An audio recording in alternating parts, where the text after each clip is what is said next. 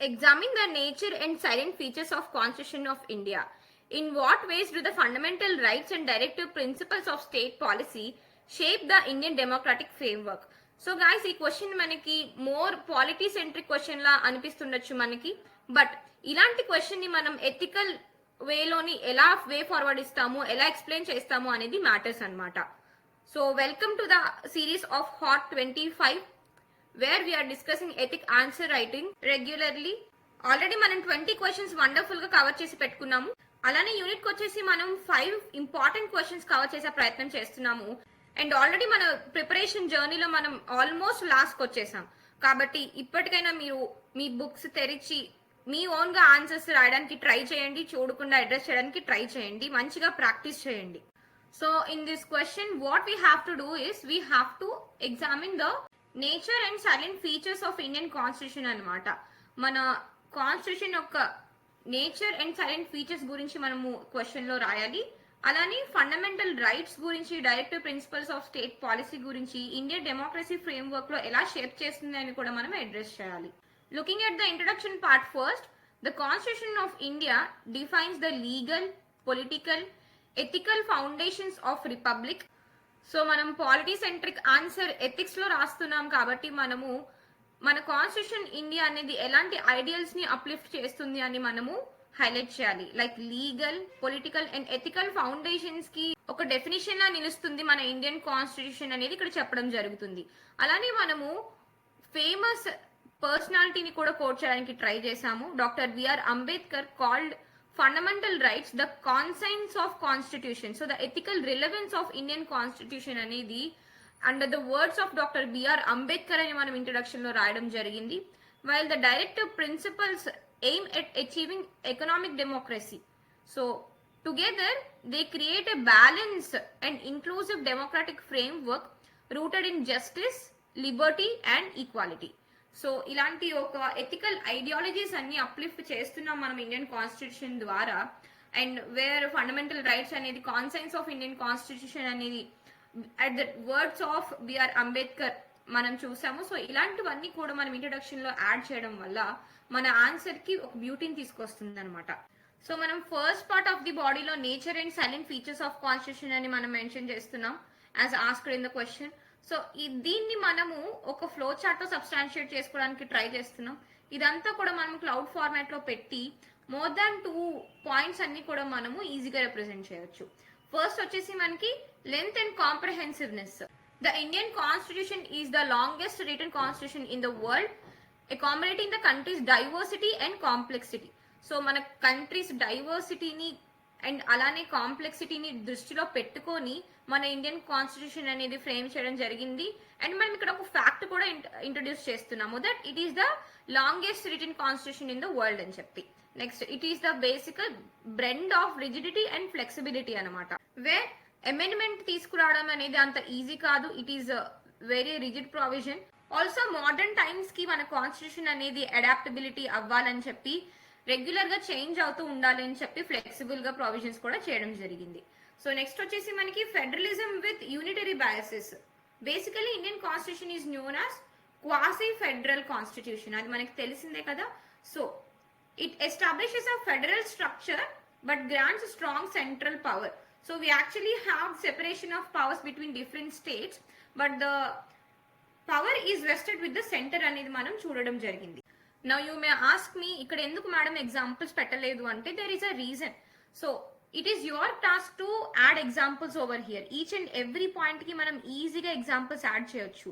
As it is a polity centric question, మనకి పాలిటీలో ఎప్పుడు మంచి గ్రిప్ ఉంటుంది కాబట్టి ఈచ్ అండ్ ఎవ్రీ పాయింట్ కి ఫర్ ఎ చేంజ్ మీరు ఎగ్జాంపుల్ యాడ్ చేయడానికి ట్రై చేయండి. అండ్ ఏ పాయింట్ కి మీరు ఏ ఎగ్జాంపుల్స్ యాడ్ చేశారో అని కమెంట్ సెక్షన్ లో చెప్పండి. Why? Because there is a scientific reason. ప్రతిదీ కూడా స్పూన్ ఫీడ్ చేయడం వల్ల మనకి సబ్జెక్ట్ ఒకసారి బ్రెయిన్ లోకి వెళ్ళదనమాట. సో అది అల్టిమేట్ గా మీకే నష్టం అవుతుంది. That's why we're not providing event examples over here. Moving forward, next feature వచ్చేసి మనకి parliamentary democracy. Based on the Westminster model, it promotes popular sovereignty, collective responsibility and the rule of law. So ఇది మనకి basic polity. that we adopted our constitution, majority of the constitution from the act of 1935 and Westminster model. According to Westminster model or the British ruling మనం ఏం నేర్చుకున్నాము, మనం parliament democracy అనేది implement చేసుకున్నాము, rule of law ని uplift చేసుకున్నాము. Okay, so secular and socialist values. Preamble declares India as the sovereign socialist secular democratic republic promoting equality and justice. So guys imagine that ఈ ఒక్క point మీరు answer లో add చేస్తున్నారు. Most of the people will ignore the value of preamble అనమాట. So actually it will act as a preface for the constitution కదా, importance అంతా కూడా preamble లోనే ఉంటుంది, ఒక ఎథికల్ క్యారెక్టరిస్టిక్స్ ని డిస్క్రైబ్ చేయడానికి. సో ఇలాంటి వాల్యూస్ మీరు మర్చిపోకండి ఎగ్జామ్ లో రాయడంలో. Next, independent judiciary. An impartial autonomous judiciary ensures the supremacy of the constitution and protects the citizens' rights అనమాట. సో ఆటోనామీ మెయింటైన్ చేయడంలోని, కాన్స్టిట్యూషన్ వాల్యూస్ ని అప్లిఫ్ట్ చేయడంలో, కాన్స్టిట్యూషన్ ని సుప్రీం గా ఉంచడంలో, సిటిజన్స్ రైట్స్ ని ప్రొటెక్ట్ చేయడంలో ఇండిపెండెంట్ జ్యుడిషియరీ అనేది మనకి చాలా అవసరం అండ్ మన ఇండియాలో అది ఉంది. And the next basic thing, universal adult franchise guaranteeing equal voting rights to all adults. It reinforces democratic participation in political equality, basis for democratic values anamata, universal franchise అని చెప్పి. So coming to the next part of the body, role of fundamental rights and directive principles in shaping the Indian democratic framework. మీరు గమనిస్తే మనం direct గా question లో ఇచ్చిన స్టేట్మెంటే side heading గా పెట్టుకున్నాము, దాని ఇంపార్టెన్స్ మనం ఆల్రెడీ డిస్కస్ చేసుకున్నాము ప్రీవియస్ వీడియోస్ లో. Next, fundamental rights which is mentioned in part 3 of the constitution. These are justiciable in nature. Means మీ ఫండమెంటల్ రైట్స్ అనేవి వైలేట్ అయితే మీరు డైరెక్ట్ గా సుప్రీం కోర్ట్ కి అప్రోచ్ అవ్వచ్చు, పిటిషన్ పెట్టచ్చు. Where it protects individual freedom, dignity and equality అనమాట.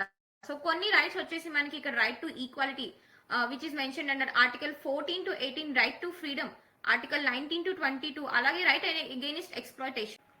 Again these are few fundamental rights. What are the remaining fundamental rights అని చెప్పి మీరు కమెంట్ లో మెన్షన్ చేయడానికి ట్రై చేయండి.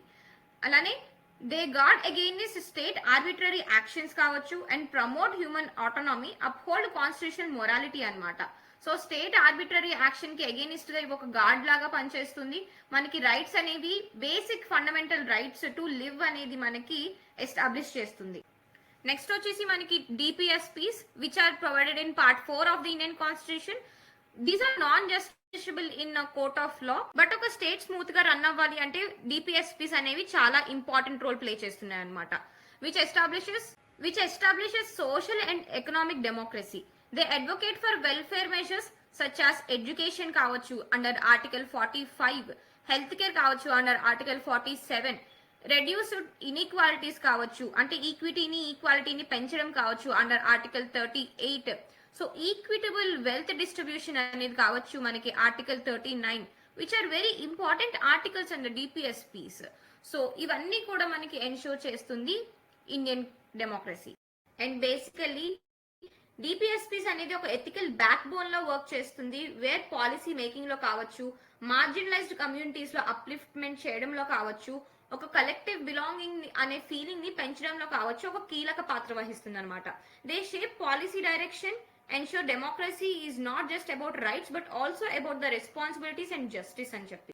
Therefore fundamental rights and DPSPs రెండు కలిపి మనకి గవర్నెన్స్ ని both right based and ethically guided గా చేస్తుంది అనమాట. Values like Liberty, equality and justices ని కూడా రెండు కలిపి మనకి అప్లిఫ్ట్ చేస్తాయి, ఒక యూనిసాన్ గా ప్రొవైడ్ చేస్తాయి. సో మనకి ఇక్కడ సౌండ్ ఎగ్జాంపుల్ వచ్చేసి రైట్ టు ఎడ్యుకేషన్ 2009 యాక్ట్ అనమాట. Why? Because it used to be directive principle article under 45, but తర్వాత దాన్ని ఫండమెంటల్ రైట్ మార్చడం జరిగింది under article 21. Why? Because children between the age 16 to 14 right to education అనేది guarantee చేయాలి అని చెప్పి, అది కంపల్సరీ, ఫ్రీ ఎడ్యుకేషన్ అనేది కంపల్సరీ అని చెప్పి మనకి ఒక ఎథికల్ పర్స్పెక్టివ్ లో డిపిఎస్పీ అనేది పెట్టడం జరిగింది. అంటే ఎథిక్స్ ఇంటూ యాక్షన్, ఎథిక్స్ ని ఒక లీగల్ గ్యారంటీగా చేయడం జరిగింది. సో ఈ ఇంక్లూజన్ అనేది మనకి ఇక్కడ best example where fundamental rights and DPSPs అనేది ఇండియన్ డెమోక్రసీని అప్లిఫ్ట్ చేయడానికి యూజ్ అవుతుంది అని చెప్పి. ఫైనల్లీ మనం importance of fundamental rights and DPSPs hand in hand గా వర్క్ అవుతాయని మనం కన్క్లూజన్ లోనే హైలైట్ చేస్తున్నాము. Where they act as twin pillars అనమాట. ఎందుకంటే రైట్స్ అనేవి మనకి ఫ్రీడమ్ ని ఈక్వాలిటీని అప్లిఫ్ట్ చేస్తే డిపిఎస్పీస్ అనేవి జస్టిస్ ని వెల్ఫేర్ ని అప్లిఫ్ట్ చేయడానికి హెల్ప్ అవుతుంది. ఫండమెంటల్ రైట్స్ అండ్ డిపిఎస్పీస్ అనేది డిఎన్ఏలో 2 స్ట్రాండ్స్ ఎలాగైతే బాండ్ అయి ఉంటాయో కంబైన్డ్ అయి ఉంటాయో అలా కంబైన్డ్ అయితే ఒక స్టేట్ కావచ్చు, ఒక ఇండియన్ డెమోక్రసీ లాంటి కంట్రీస్ కావచ్చు, ఎప్పుడు ఎథికల్ వాల్యూస్ ని అప్లిఫ్ట్ చేయడంలో ముందుంటాయి, సర్వీస్ డెలివరీ చేయడంలో ముందుంటాయి. So as in the words of Ambedkar, political democracy needs social and economic foundation అని చెప్పి మనం కన్క్లూజన్ లో యాడ్ చేస్తున్నాం. Finally this ethical and constitutional synergy sustains and inclusive just progressive Indian democracy అని మనం కన్క్లూడ్ చేయడానికి ట్రై చేస్తున్నాం. సో ఐ హోప్ మీకు ఈ ఆన్సర్ చాలా బాగా అర్థమైంది అని, ఒక పొలిటికల్ సెంట్రిక్ క్వశ్చన్ ని ఎథికల్ వేలో ఎలా ఎస్టాబ్లిష్ చేయాలో మీకు అర్థమైందని నేను అనుకుంటున్నాను. ఖచ్చితంగా మీరు చూడకుండా రాసే ప్రయత్నం చేయండి ఈ ఆన్సర్ ని. All the best for the upcoming exams.